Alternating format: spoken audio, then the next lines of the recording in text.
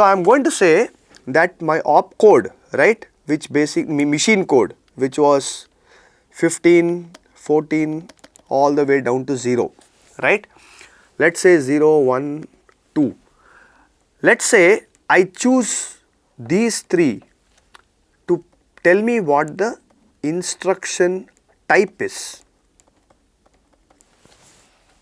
Okay, I want to choose what this instruction type is, right, and then I need to do different kinds of things with it. So for example, if it is register type, right, so for example, if it is 0, 0, 0, I will say this is simple register addressing. Okay, if it is register addressing, then what do I need to do? I need to basically encode source register 1, source register 2, register 1 is the same as destination. So therefore, I could say 3, 4 and 5, right, is basically going to take care of source 2 register. Okay, then 6, 7, 8 is going to take care of source 1 slash destination, right. Then 9, 10, 11, 12 is going to tell me what ALU operation to perform, right. So this is my ALU operation that I want to perform on using the ALU, whether it is subtraction, addition, multiplication and so on, right.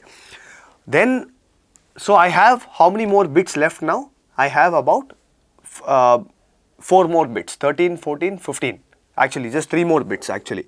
So 13, 14 and 15, right. So basically what I am trying to get to is that the instruction type is now going to tell you how to interpret the remaining bits in the instruction so that it can be processed by the ALU or the control unit very nicely. Okay. So if this is a register addressing mode, then this is what I need, right. So for example, I would say maybe these are not used at this point. Okay. Now I could say that 0, 0, 1 is immediate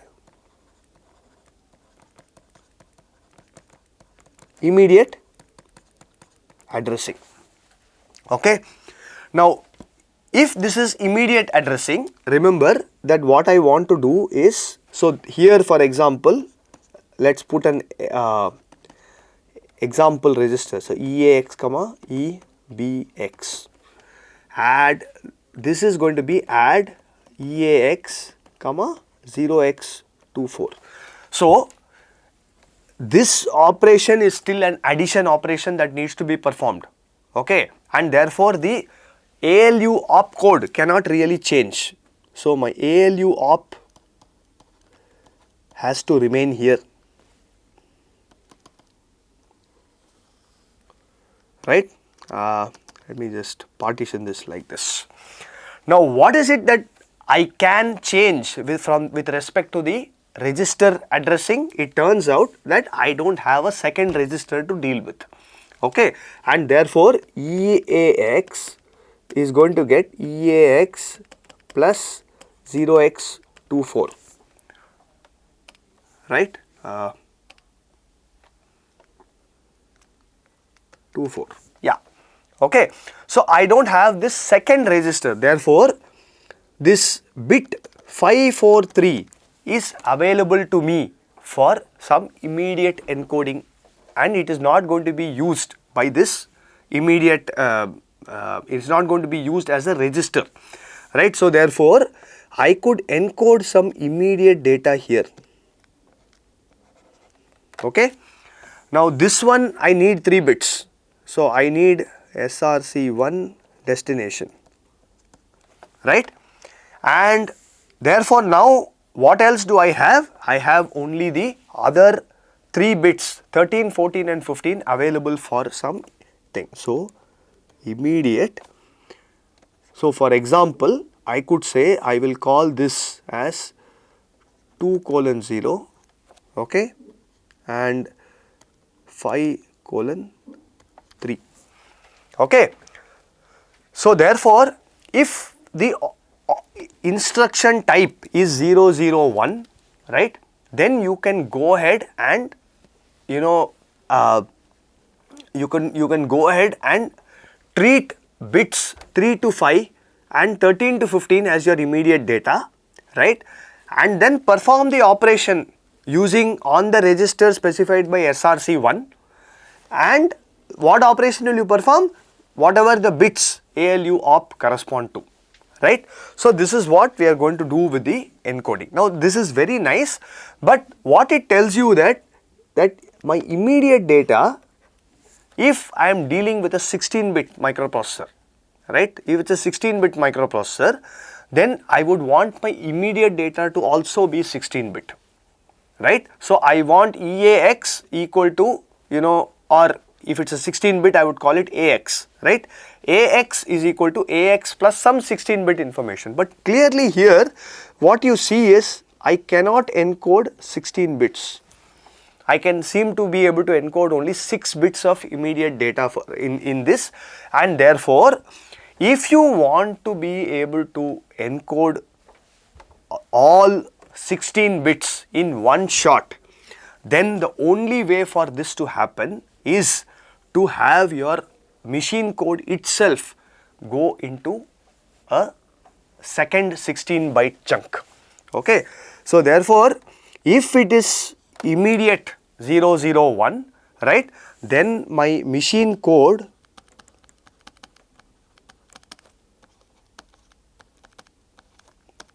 will be 16 bits plus 16 bits. Okay, if it is 001, because this is the only way that I can encode. So in this case, if I allocate another 16 bits for my machine code for immediate data, then I don't have to worry about putting IMM 2:0 here and all that stuff in this, right. What I can simply do is take another 16 bits of information and have immediate 0 to 15 being available there. Now what does this do to us? It poses very, very severe problems. Okay. Why is that? So let us look at how this, let's say register addressing was done as shown here. So let's say this is some add EAX comma EBX. Okay. So what is this? It's going to say that this is a 16-bit data, right, and I have some addressing mode here. Let's say all zeros, 0x0000, no, just 4 of them, right. Basically it is saying take register 0 as the source 1, register 0 as source 2, and do the ALU operation corresponding to 4 zeros. That may be addition, for example, and put the result back into register 0 itself, right. So not this way, I will say EAX. Okay. So this might be the simplest, assuming that register 0 is EAX. Okay. Now for consistency, I will call it AX comma AX, so that it's a 16-bit number. Okay. So C100 is the 0x C100 is the memory location in my code memory where this particular machine code is residing. Now where does the next instruction start? C101, C102. Okay. C102, and what is this? This is going to be, let us say for example, add AX comma 0x2432. Okay, some 16-bit immediate data, right. So if you look at the way this is going to sit, right, in the memory, this is how it is, right. So let's say this is C100, this is C101, right. So each of them is, again, this is a byte addressable memory, So this will be 0x00, 0x00. What is this? This is the lower significant lower 8 bits of the instruction which is going to sit here, low 8 bits, and this is the high 8 bits of the instruction for the add EAX comma EAX. Now C102 is where the next instruction starts, and for that I have, let's say, add. So what is going to happen? This one needs to be recognized as an immediate. It's a different instruction from the register addressing, and therefore the instruction type will be 001, right? And therefore you are going to have some 0x01, for example. Okay, you are still dealing with AX, so therefore everything is still, all zeros will work there, right? And then C103, right, is where you are going to get the next high 8 bits of that instruction, C104, C105. Okay, so this is where the immediate 16-bit immediate data is going to reside in this thing. So for example, this will be 0x32, 0x24. That's how this immediate data would get split in memory like this. So now you think about how you would want to implement this microprocessor in hardware. Okay, your instruction pointer EIP is now pointing to this guy, right? Now you have to say, if the instruction type is of value 000, that is R type, that means the next instruction will reside in a memory location which is 2 bytes away, and therefore as this instruction is being fetched, decoded and executed, my EIP will have to get incremented by 2. Okay, now you come to this instruction, you are fetching it as 001. My instruction type is 001, and therefore when you decode that particular instruction, right, you will have to figure out that, this is not a 2-byte instruction. In fact, it is a 4-byte instruction, and therefore I have to now I have to increment my data, my instruction pointer by 4 bytes. So therefore this will have to go up by +4 to C106. Okay, and therefore you are going to have, this is where the next instruction will be, and so on. This is how it is going to be. Now this decoding itself now becomes very complex, right? It is not trivial to implement in a microprocessor. In fact, x86 instructions, the complex instruction set computer instruction set architecture is precisely like this. x86 is variable length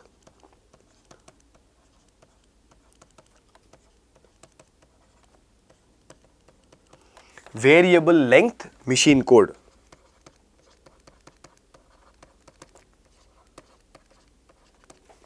And how variable? It could vary between 1 byte to 15 bytes.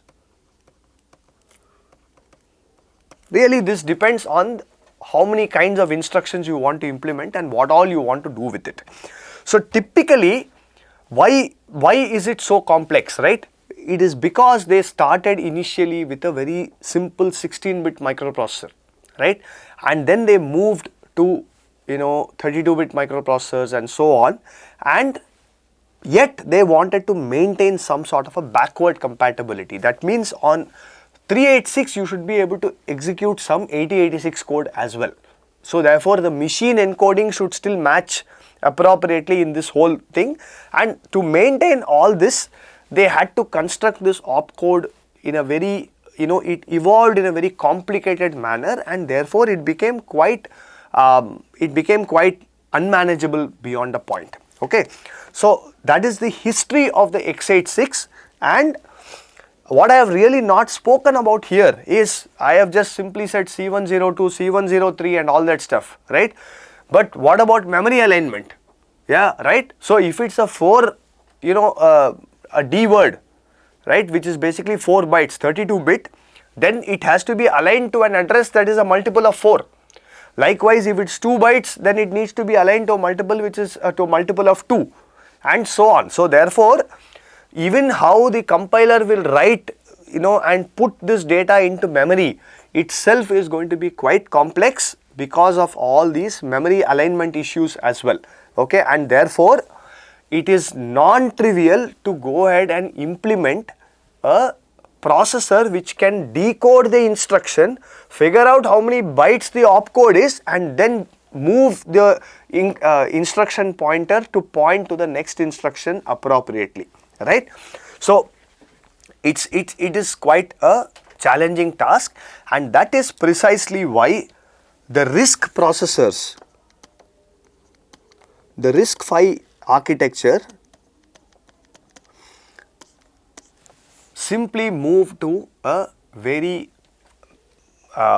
compact and nice instruction structure, right?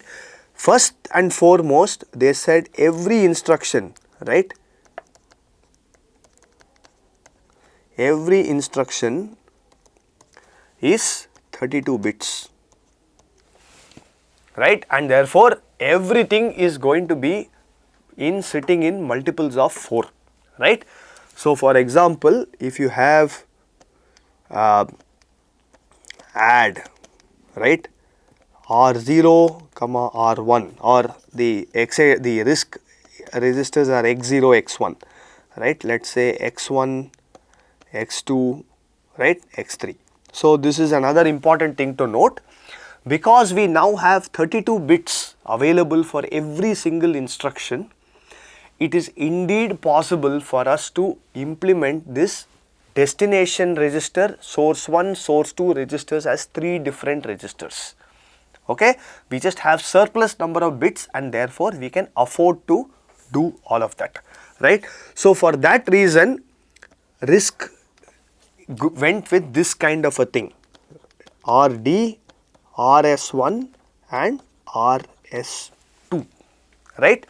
But most importantly, what it basically did was, every single instruction is going to be 32 bits in length. Therefore, if you have add x1, x2, 0x24 after this, right, then automatically you will be able to, the next instruction is simply going to reside in the memory location which is 4 bytes away. So all you have to do is the compiler has to start writing the code into a memory location which is a multiple of 4, and everything after that simply memory aligns itself to a multiple of 4, and therefore you just fetch a D word at a time, right, 32 bits at a time, operate on it and finish. Okay, so the instruction pointer of x86 is what is called the program counter. Okay, the program counter in RISC.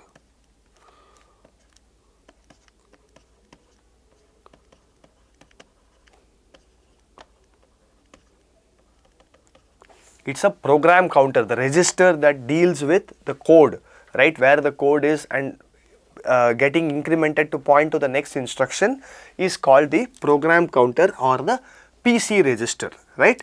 So here it is very simple, the memory location, if I just went with that C100, then